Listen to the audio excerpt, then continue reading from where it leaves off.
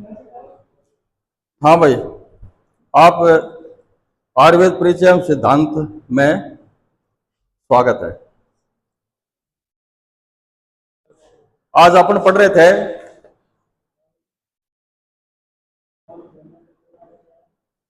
कल अपना टॉपिक था, क्या था? विपाक। पका हुआ। ठीक है। विपाक कितने प्रकार के हैं? विपाक 3 प्रकार के हैं। कौन कौन से? मधुर, अम्ल, कटु। हाँ हाँ हाँ। आ जाओ बेटा, बैठ जाओ। आप नए हैं क्या? कहाँ से हो? है डोबी से। अच्छा, तो अब एडमिशन लेट हुआ है क्या आपका? एडमिशन लेट हुआ है? 10 दिन हो गया तो आए नहीं यार आप। अच्छा अच्छा, ठीक है। कौन से में?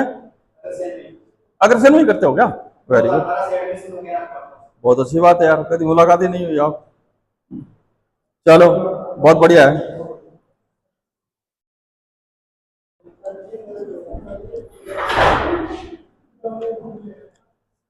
अपने विपाक के बारे में पढ़ रहे थे। विपाक का मतलब होता है खाए हुए अन्न, जो भी द्रव्य खाते हैं उसका पाक होना, पचित होना, हाँ पचना, उसको विपाक कहते हैं। ठीक है। और विपाक की 3 अवस्था होती है, 3 प्रकार मान लो, 3 अवस्था मान लो, मधुर, अम्ल और कटु। ठीक है। तो इसके अंदर अपने अलग अलग आचार्य हैं, तो आचार्यों के अलग अलग सिद्धांत हैं, अलग अलग इनके सिद्धांत हैं।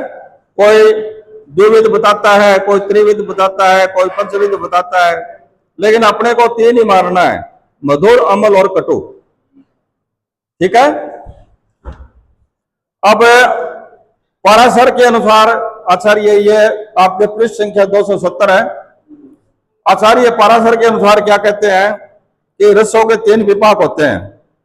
अम्ल रस का अम्ल विपाक, विपाक का मतलब पचना, पकना, उसको विपाक कहते हैं। तो अम्ल रस का अम्ल विपाक, कटु रस का कटु विपाक, और मधुर लवण और तिक्त कषाय का रस का मधुर विपाक। बात एक ही है, घुमा फिरा के वहीं आ जाता है, मधुर, अम्ल और कटु। इनका प्रश्न यह है कि जिन विद्वानों का यह पक्ष है कि कटु तिक्त कषाय रस का विपाक कटु होता है, उनके विचार से तिक्त व कषाय रस पित्त के शांत करने में कैसे सक्षम हो सकते हैं? पराशर द्वारा कथित तिक्त एवं कषाय रसों का मधुर विपाक को स्वीकार करना संभव नहीं है, क्योंकि तिक्त व कषाय रस प्रधान द्रव्य शीत वीर्य से पित्त का शमन करते विभिन्न त्रिवाद विपाक आधारित है। द्रव्यों का सेवन करने के बाद उसका अवस्था पाक यानी निष्ठा पाक, निष्ठा पाक किसे कहते हैं? पूर्ण रूप से पचित हो जाना, यानी अपने जो डोडेनम है, ग्रहणी है, ग्रहणी के द्वारा पचने के बाद में पक्वाशय में जाता है। पक्वाशय में क्या होता है? वह जो रस होता है वो भाग आंतों के द्वारा चूस लिया जाता है, और जो मल भाग है वो बाहर निकल जाता है। हाँ, तो उस समय कटु रस, कटु विपाक की प्रधानता रहती है। कटु में वात का प्रधान रहता है। ठीक है। अवस्था पाक व निष्ठा पाक होता है। निष्ठा पाक में मधुर, अम्ल और कटु, बस 3 ही चीज है रस में परिणित होती है, जिससे वात, पित्त, कफ की क्षय तथा वृद्धि होती है। अब देखो, आप अपने त्रिदोष माने हैं, कौन कौन से त्रिदोष? वात, पित्त, कफ। और विपाक कितने हुए? 3। कौन कौन से? मधुर, अम्ल और कटु। तो उसमें वात क्या है? कटु विपाक। मधुर उसमें आ ही गया।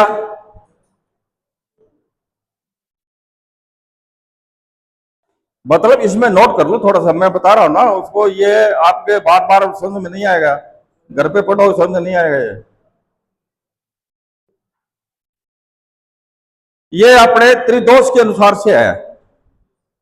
वात का कटु, पित्त का अमल और मधुर है ही। मधुर, अम्ल और कटु, वात, पित्त और कफ। तो शरीर में अपन जैसे नाड़ी देख के बताते हैं ना, वात, पित्त, कफ, उसी हिसाब से अपने शरीर के भीतर के ढांचे में कोई विपाक हुआ कि नहीं हुआ, विपाक कहां तक पहुंच गया, अम्ल तक पहुंच गया, कटु तक पहुंच गया या मधुर तक पहुंचा है, वो आपको नाड़ी से ही पकड़ना पड़ेगा। ये आयुर्वेद बहुत गहरी चीज है, इसको आप मतलब एलोपैथिक की तरह मत लेना, वे लक्षण के आधार पर अपने ट्रीटमेंट करते हैं, वो नहीं है ये बहुत गहराई से जा रही है। अब आगे अपना आता है मधुर विपाक से कफ की वृद्धि तथा वात का शमन, अम्ल विपाक से कफ पित्त की वृद्धि, वात का शमन, कठोर विपाक से पित्त की वृद्धि, कफ का शमन होता है। विपाक की निष्पत्ति में दोष के कारण बताए गए हैं। कफ व कफ वात की वृद्धि मधुर विपाक, कफ व पित्त की वृद्धि में अम्ल विपाक, वात और वात पित्त की वृद्धि में कटु विपाक। बस वही है, मधुर, अम्ल और कटु, तीन विपाक होते हैं। आत्रेय संप्रदाय के त्रिविध विपाक का धर्मांतरी संप्रदाय के आचार्य ये खंडन करते हैं। इस संदर्भ में आचार्य सुश्रुत ने सूत्र स्थान 4011 में कहा गया है कि कुछ आचार्य मधुर, अम्ल, कटु विपाक मानते हैं, यह ठीक नहीं है, क्योंकि पित्त का प्राकृतिक रस कटु होता है, यह विकृत होकर अम्ल हो जाता है। अम्लता आवश्यक अवस्था है, प्राकृतिक नहीं। विपाक का निर्धारण प्राकृतिक रस के आधार पर किया जाता है। यदि वैकृत रस का आधार निर्धारण किया जाता है तो कफ भी विदग्ध होकर लवण हो जाता है। इसलिए लवण विपाक मानना चाहिए, परंतु आप्तोपदेश प्रमाण इसे स्वीकार नहीं करता है। आचार्य नागार्जुन ने भी त्रिविध विपाक का खंडन किया है। त्रिविध विपाक को नहीं मानते, निम्न युक्तियां बताई है। काल को, गुण को, रस सानुपति त्रितोष्य, काल की दृष्टि से, गुण की दृष्टि से, रस की दृष्टि से, भाई बात वही है। काल क्या है? सुबह, दोपहर और शाम, इसमें अपने अवस्था पाक होती है। सुबह क्या है? कफ की वृद्धि, दोपहर में पित्त की वृद्धि और शाम को वात की वृद्धि। तो आ गया ना यह वात, पित्त, कफ, यह तो हो गया आपका काल। गुण, गुण कितने हैं? गुण 6। क्या है? 6 बताए आपको, मधुर, अम्ल, लवण, कटु, तिक्त, कषाय। तो उसके अंदर वे 3 हैं, मधुर, मधुर का मधुर, अम्ल और लवण इसका अम्ल और कटु का वात। ठीक है, मतलब 6 जो गुण हैं उसके भी 3 विपाक है, मधुर, अम्ल और कटु। त्रिदोष भी 3 है, वात, पित्त और कफ। पित्त का मतलब अम्ल से है। ठीक है, अब आगे अपने काल दृष्टि से पढ़ते हैं कि द्रव्यों के पाचन काल पर विचार किया जाए तो कुछ द्रव्य शीघ्रता से पचते हैं, कुछ देर से। इसलिए विपाक 2 प्रकार का होता है, चिरकालिक गुरु विपाक और अचिरकालिक लघु विपाक। गुण की दृष्टि से, गुण की दृष्टि से गुण विपाक, गुरु विपाक और लघु विपाक। ठीक है, रस की दृष्टि से, रस की दृष्टि से 2 ही विपाक होते हैं, मधुर विपाक और कटु विपाक। महाभूतों में पृथ्वी तथा जल के संयोग से मधुर गुरु विपाक तथा वायु, अग्नि, आकाश से कटु लघु विपाक होता है। त्रिदोष के अनुसार वात तथा पित्त का रस कटु, कफ का रस मधुर होता है। कटु विपाक वात पित्त वर्धक, मधुर विपाक कफ वर्धक होता है। यह है दिव्य विपाक। धन्वंतरी संप्रदाय के आचार्य 2 प्रकार के विपाक मानते हैं, गुरु और लघु। तो गुरु में आता है मधुर और लघु में आता है कटु। जिन पच्यमान द्रव्यों में पृथ्वी तथा जल महाभूत की अधिकता होती है, ये महाभूत आते हैं ना, आकाश, वायु, तेज, जल, पृथ्वी, ये महाभूत होते हैं। तो इसमें पृथ्वी और जल, इसके अंदर क्या होता है? कफ, उनका विपाक मधुर होता है। तथा जिन पच्यमान द्रव्यों में तेज, वायु और आकाश महाभूत के गुणों की अधिकता होती है, उनका विपाक कटु होता है। आयुर्वेद शास्त्र में मधुर व कटु 2 ही विपाक माने गए हैं, मधुर विपाक और गुरु, कटु विपाक लघु। ठीक है, अब इसके अनुसार से पृथ्वी जल मिलकर के गुरु और तेज वायु मिलकर के लघु। आचार्य नागार्जुन ने भी 2 प्रकार के विपाक माने हैं। क्या? शीत और तीक्ष्ण, ये तो गुरु है और लघु है। द्विविध विपाक, ये आचार्य अलग अलग हैं, अपने अलग अलग मत दे रहे हैं, लेकिन वास्तव में देखा जाए तो तीन ही प्रकार के विपाक होते हैं, मधुर, अम्ल और कटु। अपने को विशेष तीन ही ध्यान रखने हैं। ये आचार्य अलग अलग मत दे रहे हैं, कोई द्विविध बता रहा है, कोई त्रिविध बता रहा है, कोई पांचविध बता रहा है। ठीक है, तो द्विविध विपाकवादी संप्रदाय के आचार्य नागार्जुन ने परिणाम लक्षणों विपाक है कहा है। इसका मत है कि आहार का परिणाम दो प्रकार का होता है, कुछ द्रव्य शीघ्रता से पाचित होते हैं, कुछ देर से। आहार के परिणाम के द्विविधता के आधार पर द्विविध विपाक सिद्ध होती है। आचार्य ने द्विविध विपाक के समर्थन में जो उदाहरण दिए हैं वे अवस्थापाक को पुष्ट करते हैं। विपाक जठराग्नि तथा भौतिकाग्नि की क्रिया के बाद संपन्न होता है। मतलब विपाक क्या है, जठराग्नि के द्वारा ही होता है, ठीक है ना, और महाभूतों के द्वारा ही होता है। आकाश, वायु, तेज, जल, पृथ्वी, ये पंच महाभूत हैं।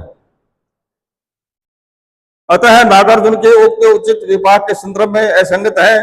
विपाक का ज्ञान दोष, धातु और मल पर क्रिया के आधार पर किया जाता है।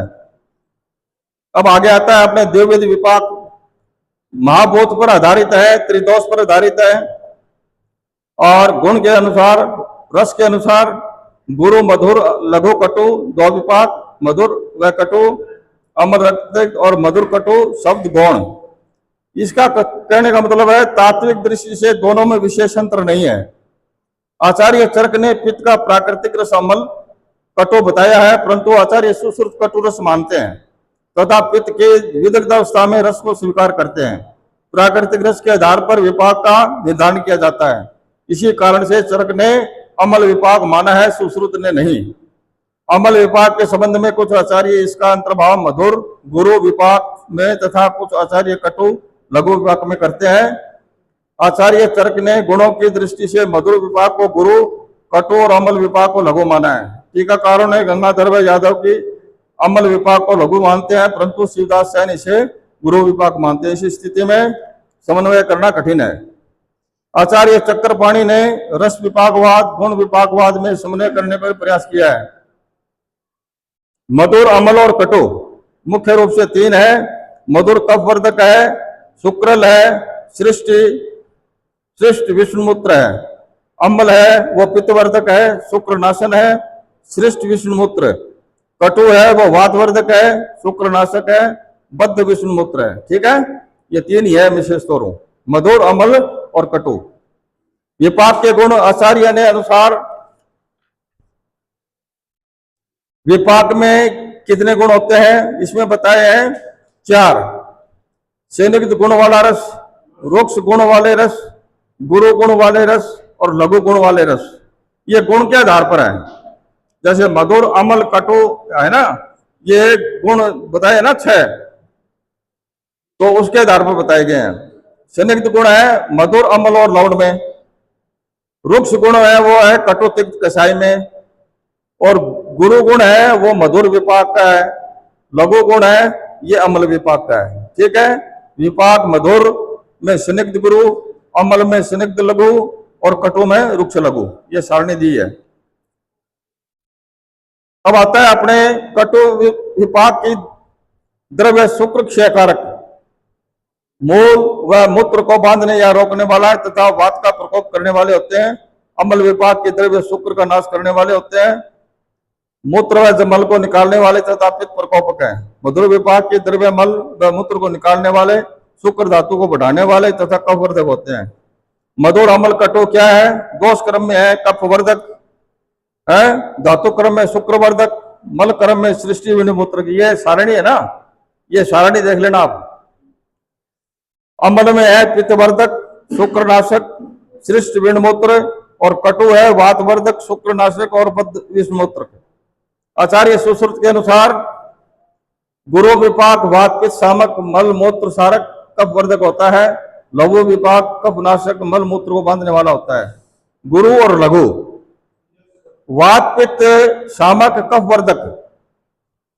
लघु है वो कफ, शामक, वात प्रकोपक। ये ध्यान रखना थोड़ा सा। विपाक का तारतम्य, विपाक का तारतम्य क्या है भाई, क्रम वाइज, क्रम से कि सबसे पहले विपाक कौन सा होता है, 2 नंबर पे कौन सा होता है और 3 नंबर पे कौन सा होता है। सबसे पहले विपाक होता है मधुर, उसके बाद में होता है 2 नंबर पे अमल, और 3 नंबर पे होता है कटु। यानी अपने शरीर में जो द्रव्य या आहार अपने खाएंगे तो उसकी 3 अवस्था है, मधुर, अम्ल और कटु। तो सबसे पहले मधुर अम्ल में जैसे अपने खाना खाया, स्टोमक में गया, स्टोमक में फेन युक्त मधुर रस बनता है। उसके बाद में फिर ड्यूडिनम, ग्रहणी बोलते हैं अपन हिंदी में, ग्रहणी का पित्ता से बोल दो, उससे पित्त निकल करके जठर बोल रहे हैं, जठराग्नि, वो उसको रस है, वो उसको भोजन को पचाता है, पित्त वो अपने ड्यूडिनम से निकलता है, तो उसका हो गया अम्ल।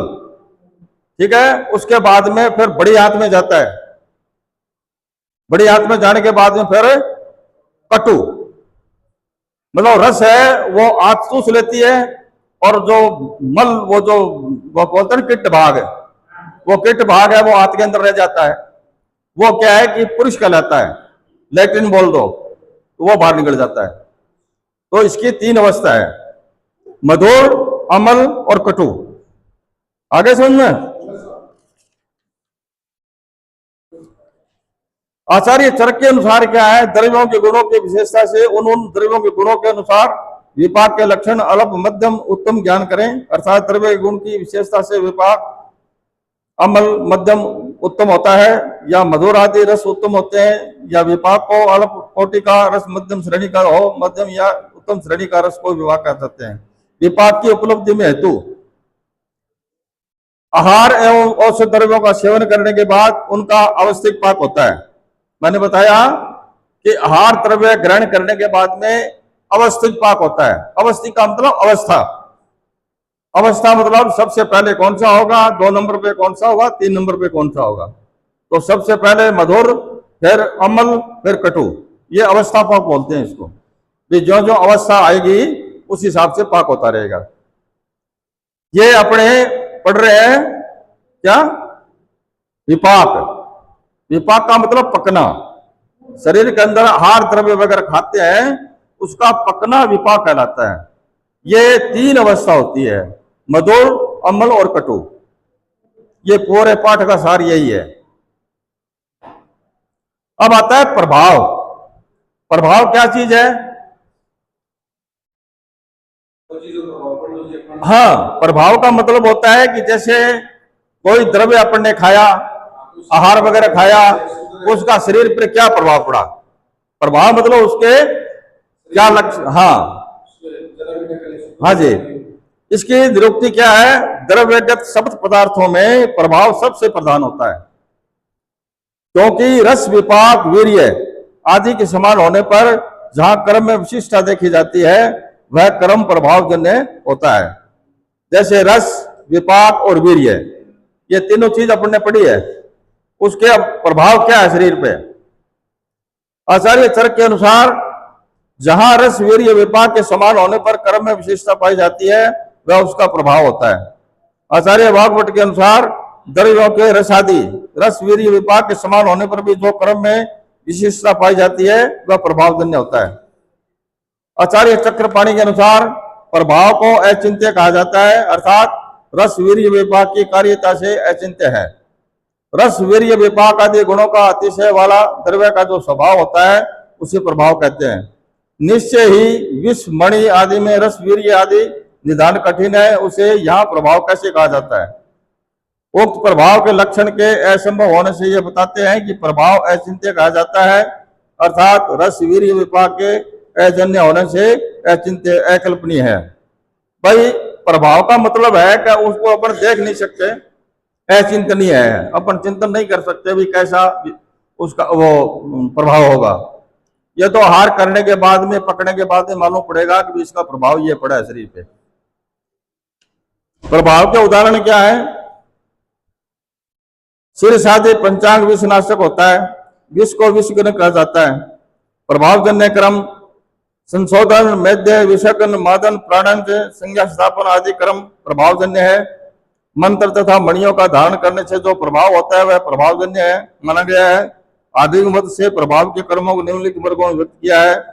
जैसे प्रभाव है ना, उसको अपने 4 भागों में व्यक्त किया है। औषधि क्रम, जो भी अपन दवाई वगैरह खाएंगे उसका प्रभाव, अगदीय क्रम, अगत बोलते हैं विष को, जहर को, उसका प्रभाव।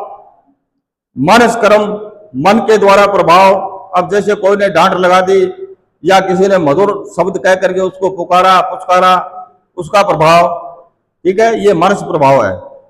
और रक्षोगण कर्म, रक्षोगण मतलब है यह रक्षा करना, ठीक है। एक है भौतिक कर्म, भाई भौतिक कर्म का मतलब है कोई वस्तु देना लेना, ये भौतिक कर्म है। तो औषधि क्रम क्या है? दंती व द्रवंती का विरेचन क्रम, शंख पुष्पी मंडूक पूर्ण का मैद्य क्रम, मदन फल इक्ष्वाकु जीवनवादी का समावन क्रम। अगद्य क्रम है टॉक्सिकोलॉजिकल एक्शन, श्रीष व मणि धारण का विषगन प्रभाव। मानस क्रम है साइकोलॉजिकल एक्शन, वशीकरण, नवरत्न धारण, मंत्र यंत्र आदि से होने वाले क्रम। रक्षोगन क्रम है बैक्टीरियोलॉजिकल एक्शन, गुगुल, जटामासी, अगरू, राल आदि दोपन द्रव्यों से शरीर पर वातावरण पर पड़ने वाला प्रभाव। भौतिक क्रम है फिजिकल एक्शन, चुंबक द्वारा शल्य का आकर्षण करना। प्रभाव का स्वरूप, अब प्रभाव का स्वरूप देखो क्या है कि आत्रेय संप्रदाय के अनुसार ये महर्षि चरक व वाग्भट ने, ये चरक वाग्भट सारंगधरी क्या है, ये आचार्य है, ये आयुर्वेद के ज्ञाता है, आयुर्वेद के वैज्ञानिक हैं, ठीक है। हाँ, इनको विशेष रूप से ध्यान रखना। हाँ, इन्होंने अमीमांसा, अचिंत्य, अवधारणीय आदि शब्दों का उल्लेख किया है जिसे प्रत्यक्ष रूप से प्रभाव मानने का आधार मिलता है। वस्तुतः द्रव्य में दो प्रकार की शक्ति पाई जाती है। द्रव्य के अंदर दो प्रकार की शक्ति है, एक तो चिंत्य शक्ति, एक अचिंत्य शक्ति। चिंत्य शक्ति क्या है? वीर्य है, तथा अचिंत्य शक्ति प्रभाव है। अचिंत्य शक्ति वह है जिसके कर्म की व्याख्या कारण कार्य रस गुण वीर्य विपाक के आधार पर नहीं की जा सकती, यही तो प्रभाव आचार्य वाग्भट के अनुसार।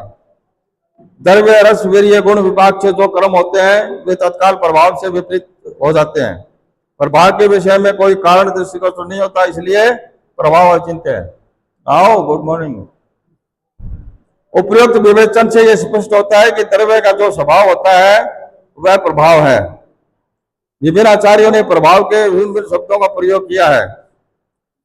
सुश्रुत, चरक, वाग्भट, नागार्जुन और अरुणदत्त, ये चार वैज्ञानिक इसमें बताए हैं।